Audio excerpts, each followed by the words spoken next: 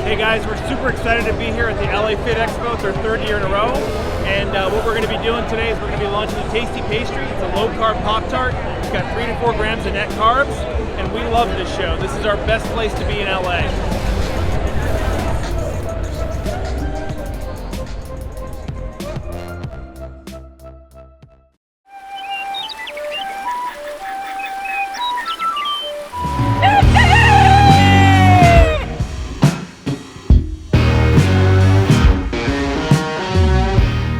Welcome back to Legendary Foods Muscle in the Morning. I'm Dave Palumbo, and today is Tuesday, January 19th, 2021. And let's find out what's going on in the world of bodybuilding and fitness.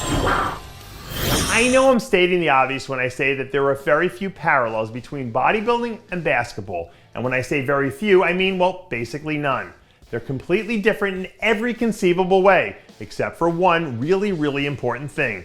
In both sports, we measure the individual greatness of an athlete by how many championships they've won. So now that Janet Layug finally won her first title, what do you think the odds are for her to repeat?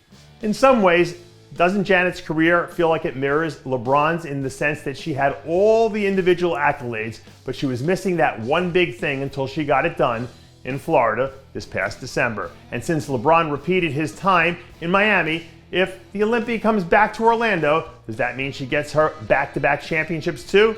Who knows? But the parallels are there, and it'll be fascinating to see how this ends up playing out. When I was watching some of the NFL pregame shows last weekend, I heard someone say that they thought really good teams get bored because they feel like they can turn it on whenever they want. Well, I actually disagree with that, because if that were true, we wouldn't be seeing Cydney Gillon training her butt off in the early days of January. Recently, the newly crowned 4-time figure Olympia champ was spotted getting in a little bit of belt squat action where it looked like she was already back in mid-season form. For one reason or another, Cyd dominated in her 4th straight win, and that got lost in the sauce at the end of last month, which is a little unfair, because if she wins again this year, that'll be 5 straight, which is unprecedented in this division. She isn't just great, she's the GOAT, and the GOAT don't get bored with winning.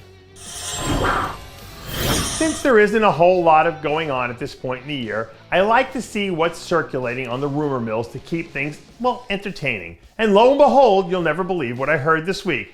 There's a rumor floating around out there that Seth Feroce might be kicking around the tires on a comeback. Well, if you're new to bodybuilding, that name might not ring a bell, but at one point in time, Seth was actually one of the hottest prospects in the sport. Now, I do know that he tore his tricep last year, but from what I'm told, he's back in the gym now, and he's already put back some of that muscle he lost. So if he can figure out a way to stay healthy and get himself back into that competitive mindset, I know there are a lot of people who would love to see what he can do if he decided to make a run in the 212 division. One of the other big names in bodybuilding who also happens to be working himself back into shape at the moment is none other than 6-time Mr. Olympia Dorian Yates.